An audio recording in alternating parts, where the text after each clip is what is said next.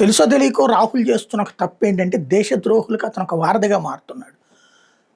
హిందుత్వ వ్యతిరేకులకు అతను ఒక వారధిగా మారుతున్నాడు. ఇస్లాం రాడికలైజేషన్కి ఆయన ఒక వారధిగా మారుతున్నాడు. టెర్రరిస్ట్ యాక్టివిటీస్ చేసేటటువంటి వాళ్ళకి ఆయన ఒక యూస్ఫుల్ వెపన్గా మారుతున్నాడు. ఆయన చూసుకోవాలి. ఇప్పుడు నార్వే జర్నలిస్ట్ నిన్న మోడీని తిట్టిపోసినటువంటి జర్నలిస్టు రాహుల్ గాంధీ సమర్థించాడు. వెంటనే రాహుల్ గాంధీకి ఆవిడ నా ఇంటర్వ్యూ కావాలని ఫోన్ చేసేసింది. ఈయన ఓకే అంటాడు, రేపో ముప్పై ఇంటర్వ్యూ ఇస్తాడు గ్యారంటీగా. మోడీ ఇంటర్వ్యూలో కూడా నేను ఇస్తానంటాడు.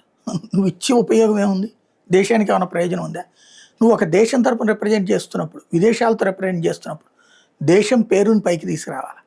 నువ్వు నీ రాజకీయం దేశం లోపల పరిమితం కావాలి. బయట దేశానికి వెళ్ళినప్పుడు దేశం గొప్పతనం మాట్లాడాలి. ఆ సంస్కారం ఎట్లాగూ లేదు అతని దగ్గర.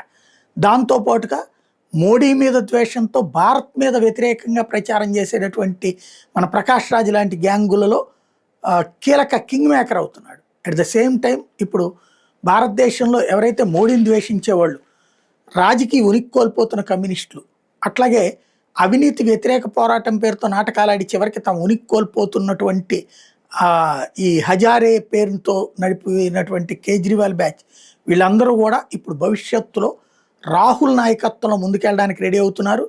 మోడీ వర్సెస్ రాహుల్ అన్నటువంటి దానికి వీళ్ళందరూ అంగీకరిస్తున్నారు క్రమంగా.